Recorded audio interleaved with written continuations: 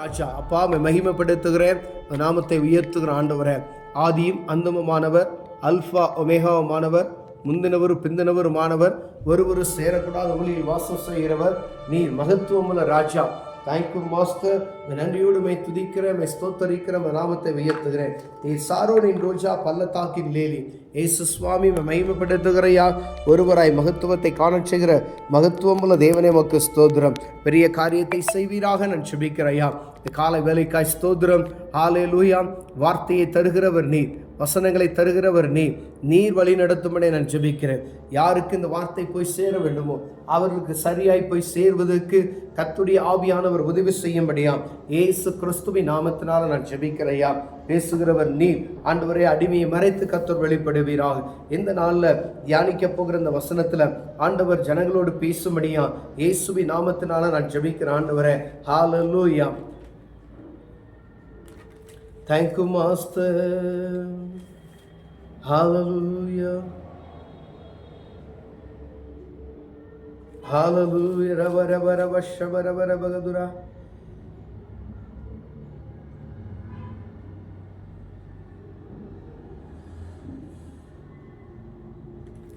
Shadi kharaba.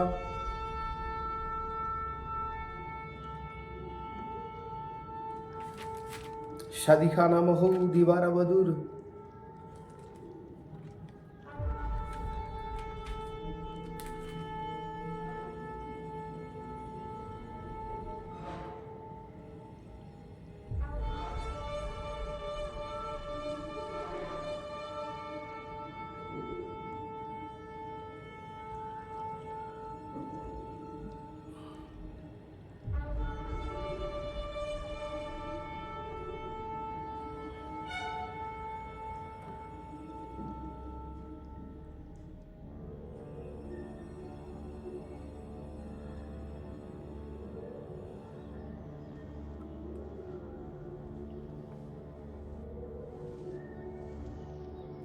ஹல்லேலூயா. கர்த்தர் நல்லவர். ஆமென்.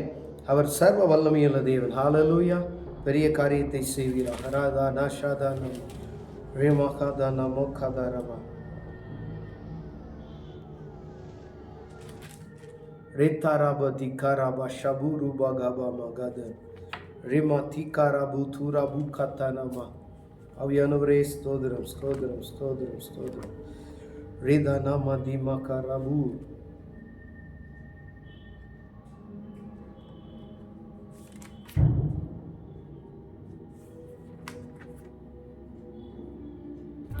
Jesus, Jesus, Jesus, Jesus, Jesus, Jesus.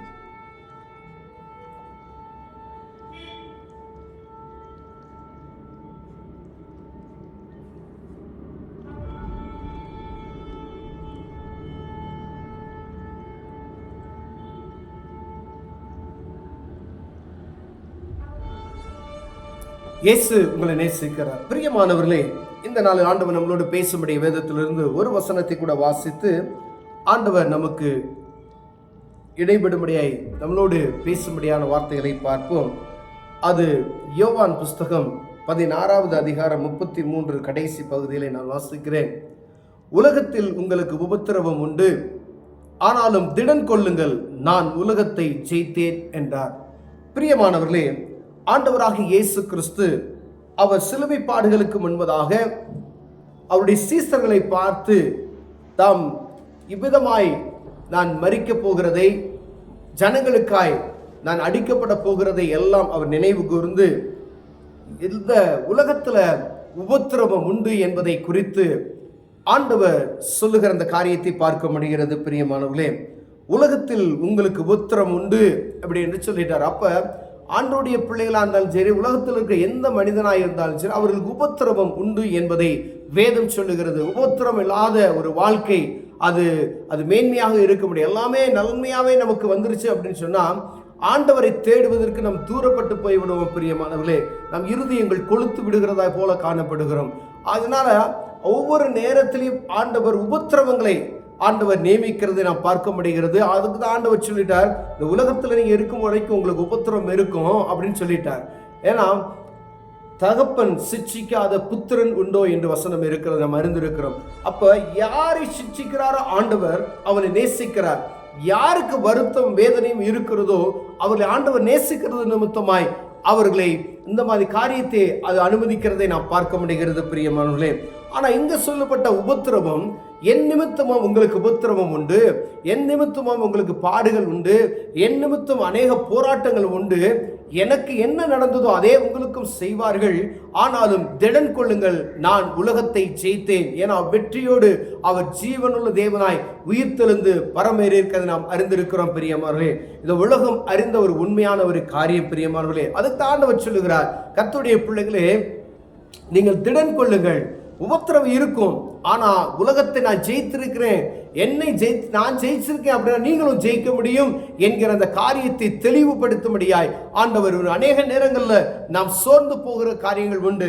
ஒரு காரியத்தை நினைத்து ஊழியத்தில் இருக்கிறவங்களா இருந்தாலும் சரி, எந்த ஒரு காரியம் ஒரு சோர்ந்து போய் அப்படியே உட்கார்ந்துடுற ஒரு காரியம் இருக்கிறது பிரியம். ஆனா ஆண்டவர் உங்களை பார்த்து தான் ஆண்டவர் சொல்லுகிறார், சோர்வான இருதயங்கள் எடுத்து போட்டு ஆண்டவர் உங்களை தேற்றும்படிய இந்த வார்த்தை, உபத்திரம் உண்டு ஆனாலும் திடன் கொள், ஆண்டவர் ஜெயித்திருக்கிறார் என்ற விசுவாசத்தை உங்களுக்குள் வர்த்திக்க செய்யும்படியாய் ஆண்டவர் இடைபடுகிறார் பிரியமானவர்களே. திடன் கொள்ளுங்கள் அப்படின்னு சொல்றார் ஆண்டவர். ஏன் திடன் கொள்ளணும்? எந்த காரியமா இருந்தாலும் சரி பயப்படாதீங்க, ஆண்டவர் உங்களுக்கு அற்புதம் செய்ய வல்லமையுள்ளவராக இருக்கிறார். வியாபாரத்துல ஒரு சோர்வு காணப்படுகிறதா? இயேசுவின் நாமத்தினால நீங்க தேவ சமூகத்துல போய் ஜெபித்து விட்டு ஆண்டவருக்கு உண்மையா இருந்து விட்டு எந்த காரியத்தெல்லாம் விடணுமோ அதை விட்டு விட்டு தேவ சமூகத்தில் நல்லா பிரேயர் பண்ணிட்டு நீங்க போய் உங்க வியாபாரத்தை ஆரம்பிங்க. ஆண்டவர் என்ன செய்வார்? திடன் கொள்ள செய்வார் பிரியமானவர்களே. நீங்க ஊழியம் செய்கிறவர்களா இருந்தால் அது ஒரு உங்களுக்கு மன கஷ்டமா இருக்குது, ஒருவேளை மனபாரமா இருக்கு, ஏதோ ஒரு மனச்சொருவை, என்னை தேற்றுவதற்கு ஒருமலையா, என்னை கேட்கறதுக்கு ஆள் இல்லையே, என்னை விசாரிப்பதற்கு ஒருவரும் இல்லையே என்று அங்கலாய்த்து போகாதபடிக்கு ஆண்டவர் உங்களோடு இடைபடுகிறார். மனிதர் கைவிடுவான் பிரியமானவர்களே. ஆனா ஒரு கணவன் கைவிடலாம், மனைவி கைவிடலாம், பிள்ளைகள் கைவிடலாம், உற்றார் உறவினர்கள் கைவிடலாம், ஆனா ஒருபோதும் கைவிடாத ஒரு உண்டு, அவரே சர்வ வல்லமையுள்ள தேவன் பிரியமானவர்களே. நீ எந்த ஒரு காரியத்துக்கும் கவலைப்படாமல் உங்களுடைய கவலைகள் எல்லாம், உங்களுடைய எல்லா பாரங்களை விண்ணப்பத்தோடு கூடிய ஸ்தோத்திரத்தோடு கூடிய விண்ணப்பத்தை அவருக்கு நீங்க தெரியப்படுத்துவீர்களானால் ஆண்டவர் அந்த சத்தத்துக்கு செவி கொடுத்து உங்களை தேற்றுவதற்கு அவர் உண்மையுள்ள தெய்வமாய் இருக்கிறார் பிரியமானவரே. ஏன் சோர்ந்து போகிறீர்கள் அப்படின்னு ஆண்டவர் சொல்லுகிறார். திடன் கொள்ளுங்கள் என்று ஆண்டவர் சொல்லுகிறார். பாடுகள் இருக்கும், ஆனா ஜெயிச்சதேன் நான் ஜெயிச்சிருக்கிறதுனால நீங்களும் ஜெயிப்பீங்க. இந்த விசுவாசத்தை உங்களுக்குள்ள வர்த்திக்க செய்து கொள்ளுங்கள் என்று ஆண்டவர் சொல்லுகிறார் பிரியமானவர்களே. அப்ப நம்ம ஒவ்வொரு நாளும் பார்க்க வேண்டிய ஒரு காரியம், திடன் கொள்ளணும். ஒரு சின்ன காரியத்துக்கு சோர்ந்து போய் விடாதபடி, ஆண்டவர் என்னோடு இருக்கிறார், அவர் எனக்கு அந்த உலகத்தை ஜெயித்தவர் இருக்கிறார் என்று நீங்கள் சொல்லும் பொழுது ஆண்டவர் அந்த சத்தத்துக்கு செவி கொடுத்து உங்கள் விசுவாசத்துக்கு ஆண்டவர் பதிலளிக்க வல்லமையுள்ளவராக இருக்கிறார் பிரியமானவர்களே. ஏதோ ஒரு காரியம் உங்களை சோர்வுக்குள்ள நடத்திருக்கலாம், ஐயா பலவீனத்தை பார்த்து நீங்க சோர்ந்து போயிருக்கலாம், ஏதோ ஒரு வியாபாரத்தை பார்த்து சோர்ந்து போயிருக்கலாம், ஊழியத்தினுடைய காரியத்தை பார்த்து சோர்ந்து போயிருக்கலாம், பிள்ளையுடைய காரியத்தை பார்த்து நீங்க சோர்ந்து போயிருக்கலாம். ஆனா ஆண்டவர் உங்களுக்கு சொல்லுகிறார், திடன் கொள், நான் இந்த உலகத்தை நான் ஜெயித்தேன். இந்த உலகத்தில் உனக்கு பாடுகள் இருக்கும், இதுதான் நீ உனக்கு ஏற்படுகிறது தான் பாடு, ஆனா அந்த பாட ஜெயிச்சது நீ ஜெயிச்சிருவ, நீ தேவ சமூகத்துக்கு வா அப்படின்னு சொல்றாரு. அப்ப நீங்க உங்களால உங்களை ஒருமனப்பட முடியல, நான் தேவ சமூகத்துக்கு நேரா போய் தேவ சமூகத்தில் ஆண்டவரே நீ இந்த ஜெயித்தீரே, இந்த உலகத்தை ஜெயித்தீரே, நான் இதை ஜெயிப்பதற்கு எனக்கு உதவி செய்யும் என்று நீ கேட்கும் பொழுது ஆண்டவர் அதை அற்புதம் செய்ய வல்லமையுள்ளவராக இருக்கிறார் பிரியமானவர்களே.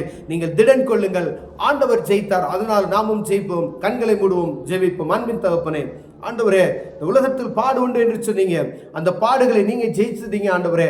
அதே போல எங்களுக்கு காணப்படுகிற பாடுகளை ஜெயிக்க கிருபை பாராட்டும். இயேசுவின் நாமத்தில் பிதாவே, ஆமென்.